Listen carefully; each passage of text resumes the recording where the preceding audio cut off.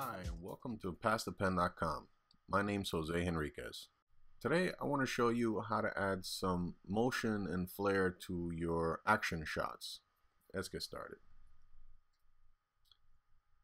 Okay, so here we have a guy clearly in motion, because if we were to continue this scene, if he stayed in that position, he would fall flat on his face. So let's add a little bit of flair to it. So what I'm going to do is I'm going to zoom in to his hand in the front and just make a very loose selection using the lasso tool. Just around the edges, doesn't really have to be very precise at all. Okay, so now I'm going to create a new layer out of that selection by pressing Command J, and let's just name that, let's double click on the name to change the name to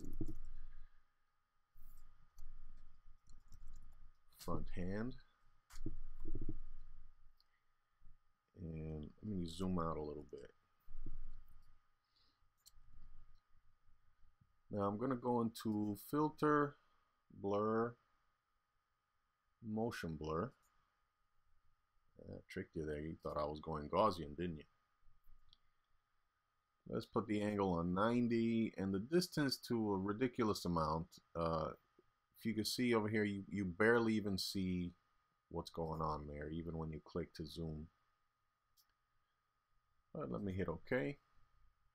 Now there are some pixels there, so what I'm going to do is I'm going to continue to copy the front hand layer by pressing Command J a few times.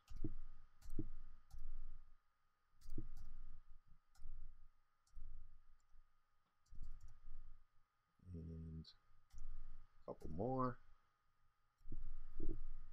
That should do it.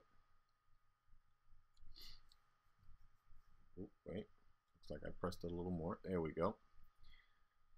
Now, we're obviously not going to work with all these layers together, so we'll put them together and hold down Shift and click on the first front hand layer.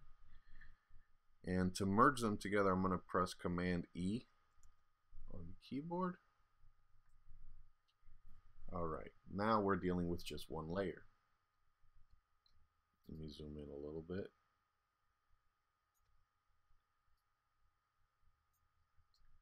And what we're going to use is not the rectangular marquee, but the single column marquee tool. And I'm just going to hold down Shift and keep clicking randomly within there.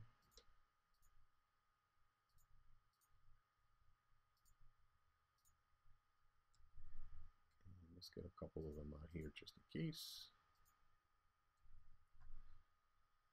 So now I'm just going to press Delete on the keyboard and I'm going to deselect.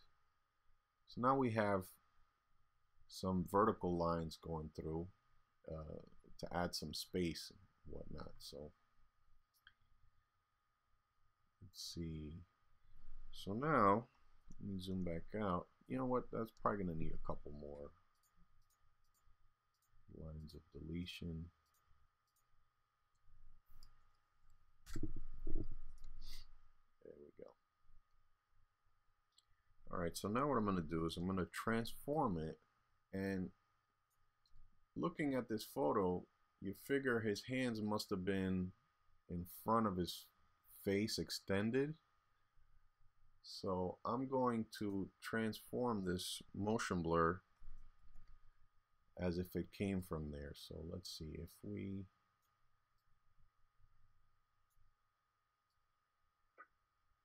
let's say that's probably more or less where his hands came from. Of course, he wasn't going to move in a straight line, so I'll click on the warp mode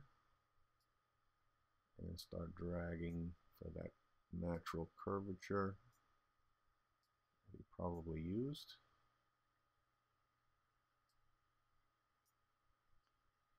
Let's see, try to make it a little wider from where the origin was.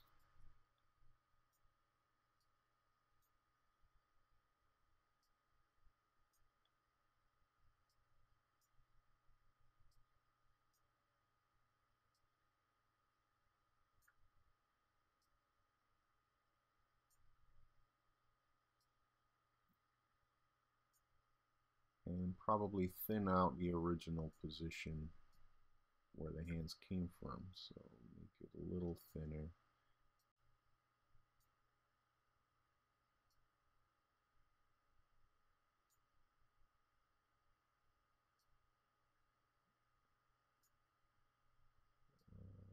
Okay.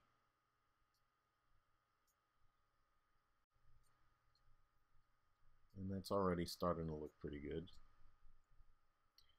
Now let's add a couple of layer styles to it. I'll double click outside the name of the layer,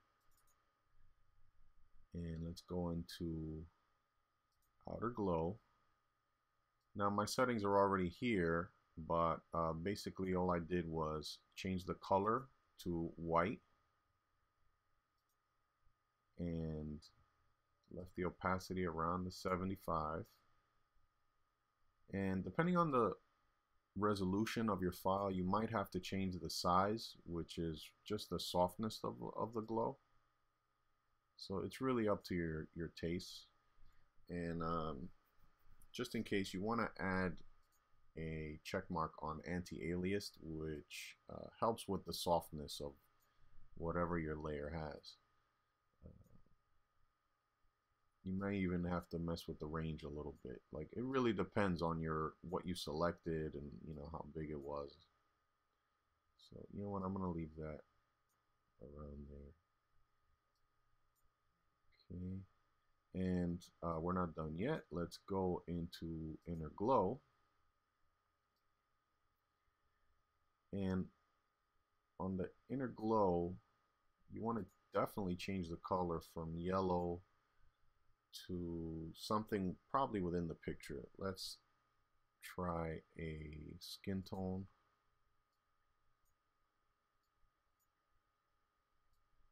Maybe.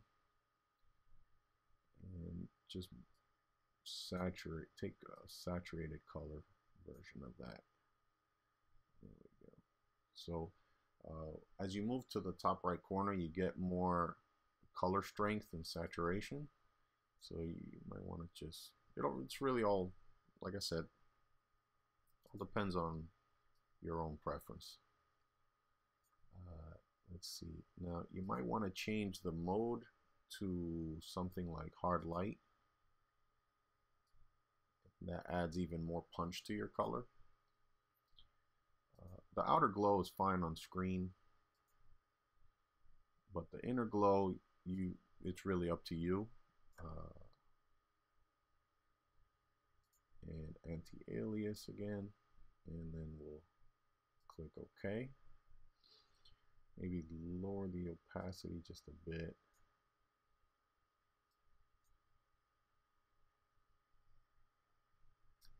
And to finish off the detail, you want to add a layer mask. Take a soft brush and just reveal a little more of the hand.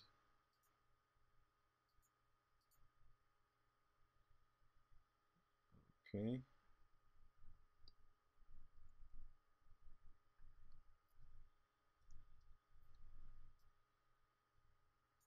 So if you do that and repeat it a few times and maybe change the colors around, you'll get something like this. Alright, I hope you enjoyed that tutorial. My name's Jose Henriquez for PassThePen.com. Thanks for watching.